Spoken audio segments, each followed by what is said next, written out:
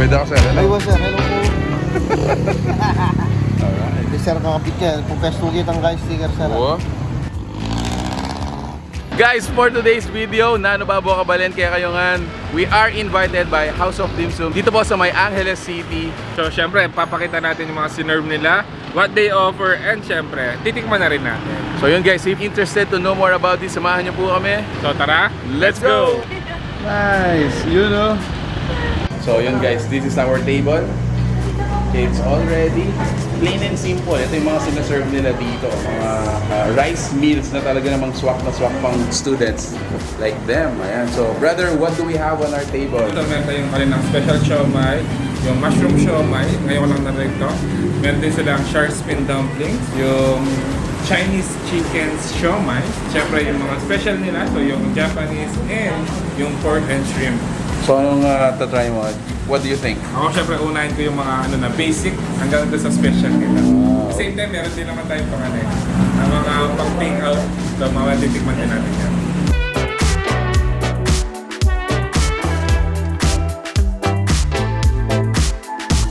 Alright, so yun guys, available din dito yung kanilang mga refreshments. So you have iced tea, 35 pesos. They also have water, soft drinks, soda. Actually, this is fit sa mga students kung ikaw yung gusto nagla-lunch time or naghahanap ng makakainan with the school. Available mga Actually, imagine for as low as 100 pesos yung sa kanilang special show. You get young chow rice natin. And syempre yung choice niya na siomai. Alright, so this time we're gonna try yung kanilang shark fin. Alright. Ito yung basic na sausaw. Basic na sausawan yan, yung calamansi, yung kanilang in-house na soy sauce, and syempre yung homemade lang na chili.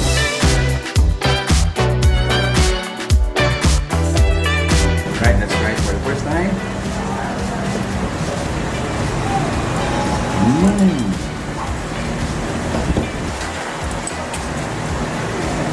Wow. Tingnan naman natin yung kanilang Japanese siomai. Yan o. Siyempre.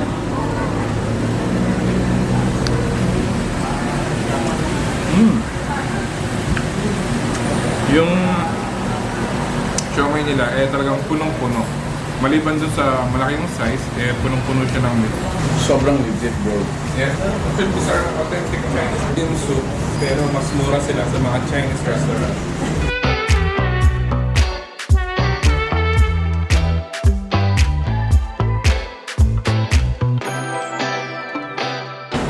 Pero for me, no, taste-wise, sobrang sulit niya.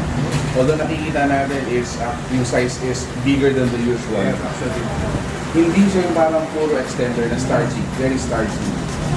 Ito guys, mas marami talaga yung mga meat. Yes, at the same time, yung special nila na pork and shrimp, meron pa siyang shrimp inside.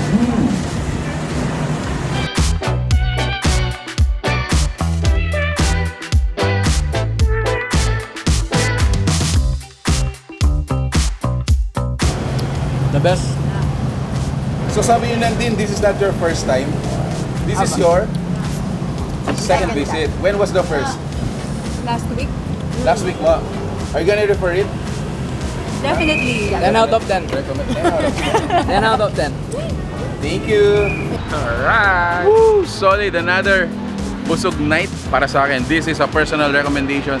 If you're looking for this kind of different street food, no? Yes, actually, this is another option for your dimsum cravings. So, House of Dimsum is located lang dito sa may MacArthur Highway. Pinaka-landmark lang nila, in between siya ng Dunkin Donut and Andoks man, no? Yes, and they are open from 11 a.m. up until 1 a.m. the following day. So, if you're having that late night craving for dimsum, Actually, yung mga siomai nila are Chinese authentic siomai. super. Na mas mura sa market. Yeah, so yun guys, if you like the food you saw in this video, please give it a thumbs up, share it with your friends. We hope to see you in the next one. Peace out! Bye guys.